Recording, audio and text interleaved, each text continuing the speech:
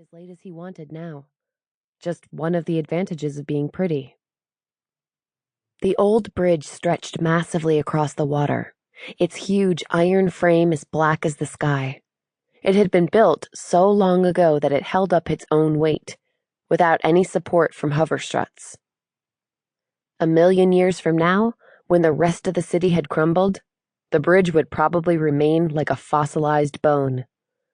Unlike the other bridges into New Pretty Town, the old bridge couldn't talk, or report trespassers, more importantly. But even silent, the bridge had always seemed very wise to Tally, as quietly knowing as some ancient tree.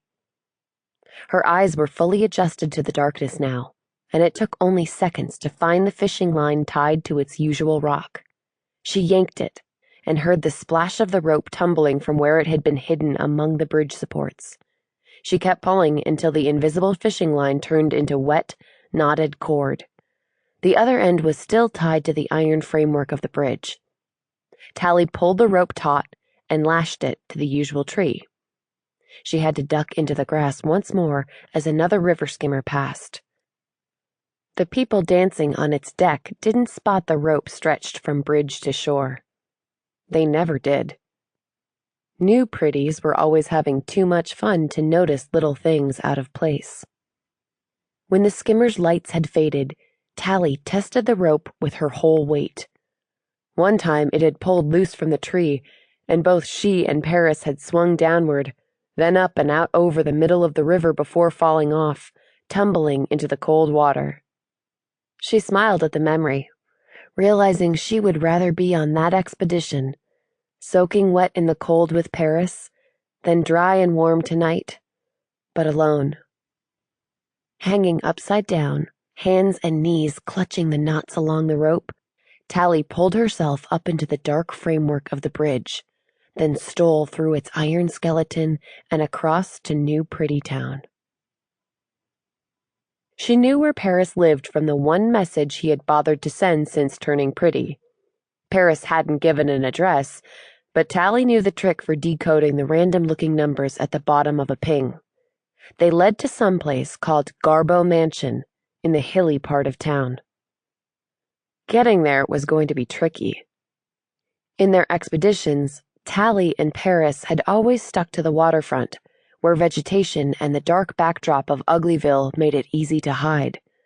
But now Tally was headed into the center of the island, where floats and revelers populated the bright streets all night.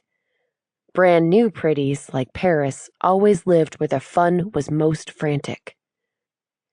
Tally had memorized the map, but if she made one wrong turn, she was toast. Without her interface ring, she was invisible to vehicles. They'd just run her down like she was nothing. Of course, Tally was nothing here. Worse, she was ugly. But she hoped Paris wouldn't see it that way, wouldn't see her that way. Tally had no idea what would happen if she got caught. This wasn't like being busted for forgetting her ring, skipping classes, or tricking the house into playing her music louder than allowed. Everyone did that kind of stuff, and everyone got busted for it. But she and Paris had always been very careful about not getting caught on these expeditions. Crossing the river was serious business. It was too late to worry now, though. What could they do to her anyway? In 3 months, she'd be a pretty herself.